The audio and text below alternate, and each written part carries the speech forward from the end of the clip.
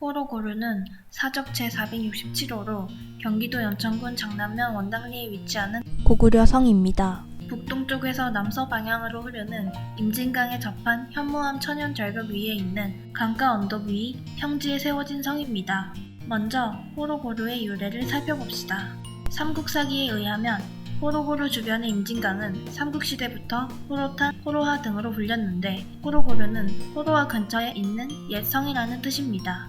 간혹 성을 뜻하는 고구려 말인 홀에서 호로라는 지명이 유래한 것이라는 학설도 있고 이곳의 임진강이 크게 굽이쳐 흐르는 모습이 표주박처럼 보인다고 해서 조선시대는 표로하 혹은 표로탄이라고 불렸는데 표로하 근처의 성이라 하여 표로고르라고 하던 것이 오늘에 이르러 호로고르가 되었다는 이야기도 전해집니다.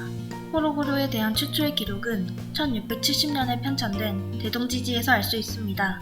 대동지지 등에서 삼국통일을 전후하여 이 지역에서 고구려와 신라와 당나라 사이에 치열한 전투가 벌어졌다는 기록이 많이 나옵니다. 다음으로 호로고르의 역할에 대해 살펴보겠습니다.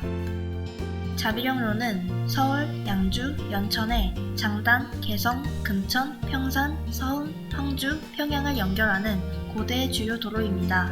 오늘날에는 강을 가로질러 다리를 건설하는 기술의 발달로 서울과 개성이 자유로를 통해 직선으로 연결되어 교통시간이 단축되었지만 고대부터 조선시대까지는 호로고르 앞에 여울목을 통과하는 자비령로가 서울과 평양을 연결하는 가장 빠른 육상 교통로였습니다.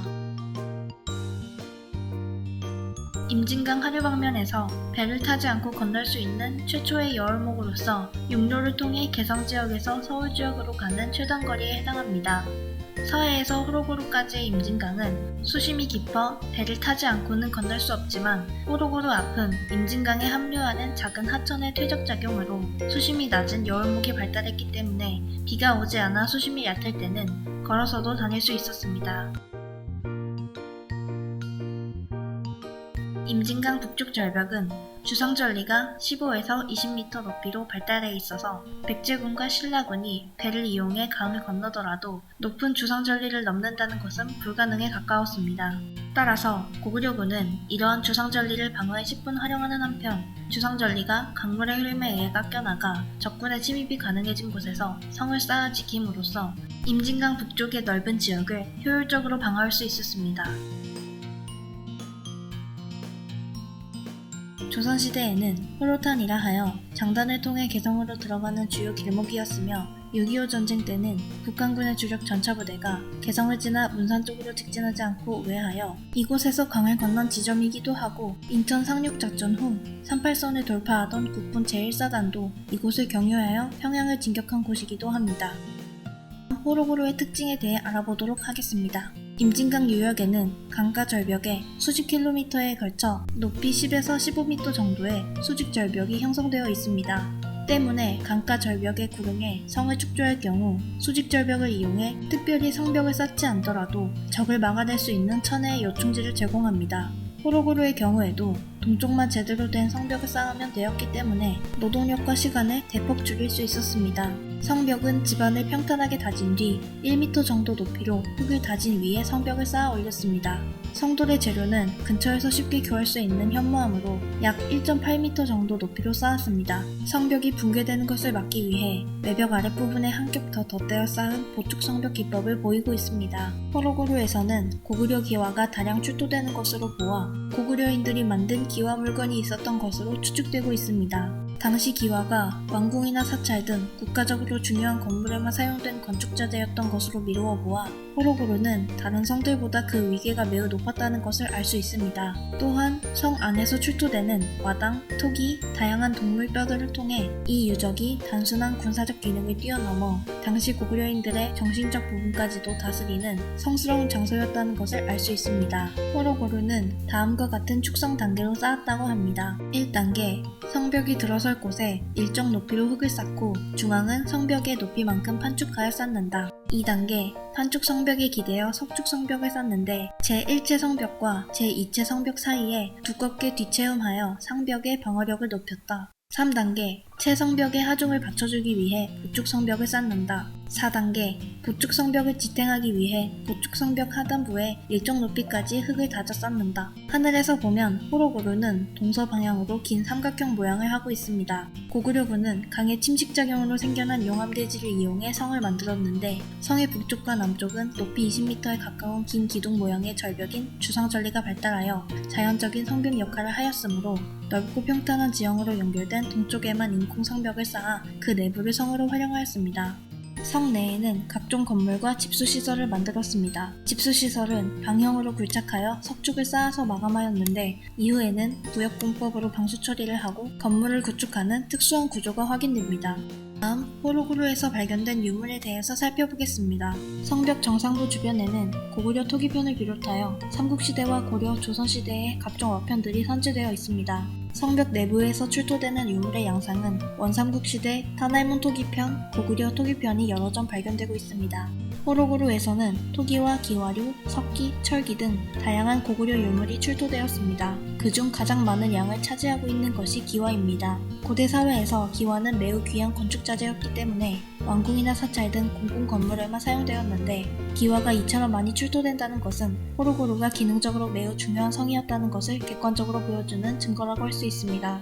고구려 기와는 대부분 붉은색이나 황갈색을 띠고 있으며 표면에 녹금문이나 톱날문 등 다양한 문양이 찍혀 있고 좁은 판자로 만든 와통을 사용하여 내면에 통쪽 모양의 목을 흔히 요철을 이루며 찍혀 있는 것이 특징입니다. 또한 호로구루에서는 볼륨감이 있는 유겹의 연화문 와당과 와당을 부착했던 수키화가 여러 점 확인되었으며 용마루 끝을 장식했던 침입편도 수십 점이 확인되었습니다. 그 외에도 착고기와나 건물 바닥에 깔았던 전돌 등이 발견되어 호로구루에는 수준 높은 건물이 있었음을 알 수 있습니다. 또한 호로구루에서는 남성 소변기인 호자가 발견되어 이 성이 사령관급 이상이 지휘하는 아주 중요한 성이었음을 알 수가 있습니다. 기와류 이외의 유물로는 상고라는 명문이 새겨진 고구려 악기, 가로 손잡이가 달린 동이류와 접시, 시루, 저울주, 3개의 다리가 달린 벼루도 출토되어 각종 문자가 새겨진 토기류와 함께 이것에 주둔했던 고구려군의 문화 수준을 이해할 수 있게 해줍니다. 그 외에도 고구려 병사들의 식생활을 이해할 수 있게 해주는 각종 탄화 곡물이 출토되었는데 쌀과 좁쌀, 콩, 팥 등이 확인되었습니다. 육류로는 소, 말, 개, 멧돼지, 사슴, 노루 등 다양한 동물의 뼈가 다량으로 출토되어 최소한 6종 이상의 동물이 식용으로 이용되었음을 알 수 있게 해줍니다. 다음으로 호로구루의 의의 및 평가에 대해 알아보겠습니다. 호로구루는 독특한 고구려 축성 기술을 밝혀낼 수 있게 되었다는 점에서 매우 중요한 의미가 있습니다. 지상 성벽인 동벽을 구축함에 있어 성벽의 기저부와 중간 부분은 판축을 하고 성벽 내외부는 석축으로 마감하였는데 채성벽 내부에서 기둥 홈이 있는 내벽이 확인되는 것으로 보아 목줄을 활용하여 성벽 내부에 석축을 쌓은 후 채성벽을 덧붙여 쌓았으며 채성벽 바깥쪽에는 보축 성벽을 쌓은 후 보강토를 쌓은 복잡한 공정을 보여주고 있습니다. 이처럼 토성과 석성의 장점을 결합한 축성공법은 중국 집안의 공내성과 평양의 대성산성 및 남한의 고구려 보류에서도 확인되는 고구려의 특징적인 축성공법입니다. 기둥홈은 평양의 대성산성과 연천 당포성에서도 확인되었는데 호로구루에 대한 조사를 통하여 축성공법과 관련된 구조라는 것이 명확하게 밝혀지게 되었습니다. 장단현은 고구려의 수도인 개경과 남경을 연결하는 가장 빠른 고대의 육상 교통로가 지나가는 곳으로 왕도의 방어에 매우 중요한 곳일 뿐만 아니라 서해 백기를 통해 임진강 상류에서 생산된 각종 토산품이 유통되는 임진강 상업의 중심지였습니다. 호로구루 내부의 발굴 작업은 고려시대 호로구루의 역할과 위상을 정립해주는 계기가 되었습니다. 마지막으로 호로구루가 오늘날 관광지로 어떻게 활용되고 있는지 알아보겠습니다. 먼저 광개토대왕 랭비입니다. 이 광개토대왕 랭비는 2002년 북한에 소재한 국보급 고구려 유물 및 벽화 고분을 북한에서 직접 모형으로 제작해 우리나라에 제공한 남북사회문화협력 사업의 결과로 우리나라에 들어오게 되었습니다. 민족화해협력 범국민협의회는 2015년 연천군에 이 비를 무상으로 기증하였으며 연천군은 고구려의 기상을 되새기고 남북통일과 화합을 기원하는 뜻을 담아 남한 지역을 대표하는 고구려 유적인 연천 호로구루에 이 비를 세우게 되었습니다. 다음은 하늘 계단입니다. 계단을 오르고 난 뒤 성 위로 올라서면 한눈에 들어오는 주변 풍경이 정말 근사하여 드라마 VIP 촬영지로 활용되기도 하였습니다. 마지막으로 해바라기 축제입니다. 여름이면 해바라기 꽃이 무수히 많이 피어나 연인들의 필수 코스로도 불린답니다.